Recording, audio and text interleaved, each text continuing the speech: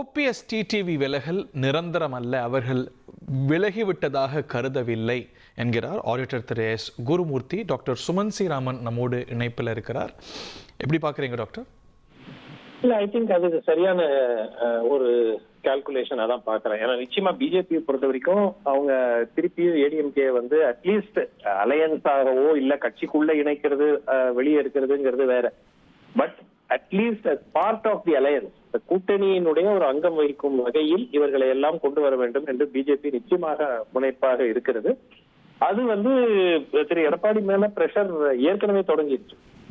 ஏன்னா பலர் இந்த கேள்வியை கேட்கறாங்க, என்னது இந்த மாதிரி ஒரு இப்போ உங்களுக்கு ஒரு 10 கட்சியோட நீங்க கூட்டணி அமைச்சிட்டு இவங்களை மட்டும் நான் சேர்க்க மாட்டேன்னா அது வேற விஷயம். இருக்கிற கட்சிகள் எல்லாம் கூட்டணியில் இருக்கிறவங்க வெளியே போயிட்டு இருக்காங்க, இவங்களும் வந்து நான் சேர்த்துக்க மாட்டேன்னு சொல்லும் போது நிச்சயமா அது அதிமுக தொண்டர்களே கேள்வி கேட்பாங்க இல்லையா? ஸோ அதனால அது டெஃபினட்டா திரு குருமூர்த்தி சொல்றதுல வந்து ஒரு பாசிபிலிட்டி இருக்கு. பிஜேபி அதுக்கு முயற்சி செய்வாங்க, நடக்குமாங்கிறத பொறுத்து இருந்து பார்க்கலாம். அவங்களுக்கு அந்த லெவரேஜ் இருக்குன்னு நினைக்கிறீங்களா? ஓபிஎஸ்ஓ டிடிவியோ எக்ஸிட் ஆனதுக்கு அப்புறம் அவங்களால உள்ள வர முடியும்னு நினைக்கிறீங்களா? அகாமடேட் ஆக முடியும்னு நினைக்கிறீங்களா? ஒட்டுன்னு நினைக்கிறீங்களா? ஒட்டும் ஒட்டாதுங்கிறது வந்து இட்ஸ் ஒன்லி பர்செப்ஷன் ஹரி. எல்லாரும் வந்து ஒரு 2 ஸ்டேஜ்ல பதசை மறப்போம் மன்னிப்போம் அப்படின்னு ஒரு 2 ஸ்டேஜ்ல ஏறினாங்கன்னா கை கோத்துக்கிட்டு அம்மாவின் தொண்டர்கள் ஒன்றிணைந்தோம், அவ்வளவுதான், திமுகவை எதிர்க்க, அவ்வளவுதான் ஸ்கிரிப்ட் ஏற்கனவே ரெடியா இருக்கு. அதனால வந்து இதுல இணைவதில் எந்த விதமான ஒரு நான் இணைவதுன்னா கட்சிக்குள்ள இணைவதுங்கிறதே இல்ல, கூட்டணி ரீதியாக சேர்வது அப்படிங்கிறது தேர்தலுக்கு பொறுத்த வரைக்கும் ஒரு கோலிஷன்ல அவங்க எல்லாரும் ஒரே அணியில் இருப்பது, தேர்தலை சந்திப்பதுங்கிறது நிச்சயமாக சாத்தியம். தமிழ்நாடு வந்து திரு அமித்ஷா அவர்களுக்கு ஹை ஆன் ப்ரையாரிட்டி. ஸோ அதனால அவர் வந்து இதை லேசா எடுத்துக்க மாட்டார். அவங்க தே வில் மேக் மூவ்ஸ், அது அவங்களுடைய சாமர்த்தியத்தை பொறுத்து இருக்கு அப்படிங்கிறாங்க. அந்த ஹை ஆன் ப்ரையாரிட்டிங்கிறது எல்லா எலெக்ஷனும் எல்லா கட்சியும் சொல்றது தான். பட் இந்த எலெக்ஷன் அப்படி ஒரு தோற்றம் அளிக்குதா? நிச்சயமா ஒரு தோற்றம் அளிக்கும். பட் பிஜேபியினுடைய மூவ்ஸ் எதுவுமே வந்து புரியுற மாதிரி இல்ல.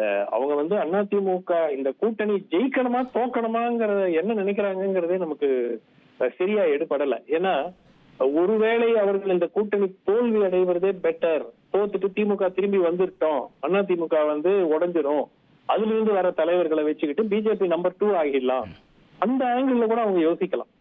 சோ இது பிஜேபியை பொறுத்த வரைக்கும் இந்த கூட்டணியில் இருக்கிறார்களே தவிர இந்த கூட்டணி வெற்றி பெற வேண்டும் என்று விரும்புகிறார்களா இல்ல தோல்வி அடைய வேண்டும் என்று விரும்புகிறார்களாங்கிற கிளாரிட்டி இது வரைக்கும் இல்லை. ஏன்னா திமுக மேல எந்த அழுத்தமும் அவங்க மத்திய அரசு மூலமாகவோ ஏஜென்சிஸ் மூலமாகவோ மற்ற மாநிலங்களில் செய்தது போல. இரவு 9:30 மணிக்கு ஒளிபரப்பாகுது. நீங்க கடைசி 3 மாதத்துல பாருங்க, அங்கதான் எல்லா யுக்திகளும் இறக்கப்படும் அப்படிங்கிறார்.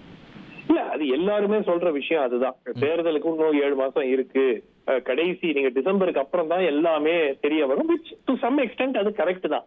ஆனால் உங்களுக்கு பப்ளிக் பர்செப்ஷனும் ட்ரெண்டும் அதுக்கு ஒரு பில்டப் மாதிரி ஆகணும். அது அந்த மொமெண்டம் அப்படியே பில்டப் ஆகிற மாதிரி இருந்தா தான் நிச்சயமா அது வந்து உங்களுக்கு தேர்தல்ல பலன் அளிக்கும். நிச்சயமா அவர் சொல்றது கரெக்ட். டிசம்பருக்கு அப்புறம் தான் இந்த தேர்தல் களமே வந்து சூடு பிடிக்கும். ஏன்னா விஜயும் என்ன பண்ண போறாரு, பிளஸ் இப்ப வெளியே வந்தவங்க எல்லாமே வந்து காரணம் கொண்டு நாங்க திரும்பி போக மாட்டோம் என்டிஏ கூட்டணிக்குன்னு சொல்ல, டிசம்பர்ல அறிவிப்போம் அப்படிங்கிற மாதிரி இல்ல, திரும்பியும் போலாமே. திரு டிடிவி எல்லாம் திரும்பி போறதுக்கு வாய்ப்பு இருக்கிறது. Very interesting doctor, thank you very much. இனி செல்லும் இடமெல்லாம் செய்தி. தந்தி டிவியின் வாட்ஸ்அப் சேனலை ஃபாலோ பண்ணினா செல்ல இருக்கும் இடமெல்லாம் செய்தி. இதோ QR கோட், இப்பவே ஸ்கேன் பண்ணுங்க, ஃபாலோ பண்ணுங்க.